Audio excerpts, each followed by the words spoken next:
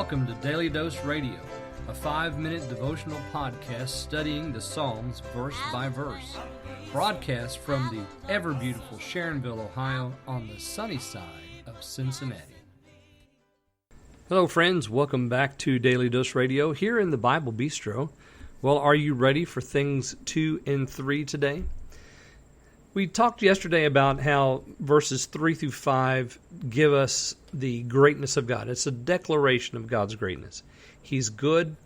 He chooses Jacob for his people, Israel for his peculiar treasure. The Lord is great and above all gods. So the greatness of God is declared, and now the proof of that is in 4 things. The first we saw yesterday, and that is His creation. The Lord did as He pleased. He made heaven, earth, the seas, the deep places, the vapors, the lightnings, the wind. The wind, of course, which He just took out of His treasuries. Well, of course He did, because He's God. That's how great He is. He has a treasury full of wind.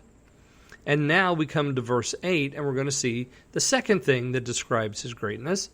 Let me read for you verses 8 and 9, and then I'll stop and we'll read verses 10 through 13, which is the third thing that describes His greatness. Verse 8, Who smote the firstborn of Egypt, both of man and beast, who sent tokens and wonders into the midst of thee, O Egypt, upon Pharaoh and upon all his servants. Okay, that's verses 8 and 9, and you can tell immediately what this is about. This is about the deliverance from Egypt, the Exodus experience. God did a work, and what's remembered? He smote the firstborn. Of course, that was the last of the plagues, and that was the greatest. It killed both man and beast, the firstborn of man and beast. He sent tokens and wonders into the midst of Egypt upon Pharaoh and upon all his servants. So now that one verse remembers for us all that God did. The tokens and the wonders is all that God did, beginning with the staff turning into a serpent in the presence of Pharaoh and going all the way up to the slaying of the firstborn. Now, let me read for you verse 10 through 13. Who smote great nations and slew mighty kings? Sihon, king of the Amorites, and Og, king of Bashan, and all the kingdoms of Canaan, and gave their land for an heritage unto Israel his people. Thy name, O Lord, endureth forever, and thy memorial, O Lord, throughout all generations. Now, you'll notice that when he goes into the third thing, which is the conquest, we have mighty kings mentioned, great nations mentioned. And you'll notice that it's not Israel that does this. Who does it? The Lord does. Who smote great nations and slew mighty kings? Of course, that refers back to the Lord, who causes vapors to ascend from the end of the earth and makes lightnings for the rain.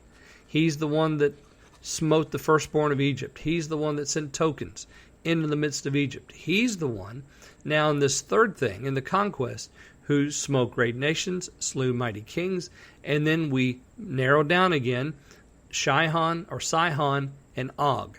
They're mentioned specifically. Those were 2 great kings, and they were both giants, and they had mighty armies, and they were on the east side of the Jordan. And so when Israel crosses over to the Jordan, and Joshua sends the spies into Jericho, it's Rahab the harlot that tells the spies, we heard of what you did to the great kings on the other side of the river, Sihon and Og. And they were terrified because they knew that Israel was going to do the same thing to them. This describes the greatness of our God. Not just Sihon and Og, but all the kingdoms of Canaan, notice there in verse 11, and gave their land for an heritage unto Israel his people. So it wasn't Israel that was doing this. It was the Lord, because He's great. He can do this.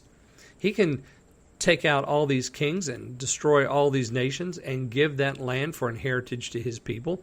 If He wants to, He can slay the firstborn of Egypt, both of man and beast. He can send tokens and wonders into the midst of Egypt, if He wants to, because He's God and He's great.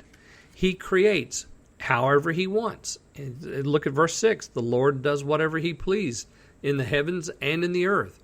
So He's great. So He does whatever it is that He wants. Now tomorrow we're going to pick up in verse 13 because I read through verse 13, but 13 and 14 comprise the fourth thing about God. Of course, these four things all describe His greatness. So we'll look at 13, 14, and 15 through 18 tomorrow here on Daily Dose Radio. Thanks for listening to Daily Dose Radio. I'm David Smith. The music today has been performed by the Bluegrass Experiment. Thanks again for listening.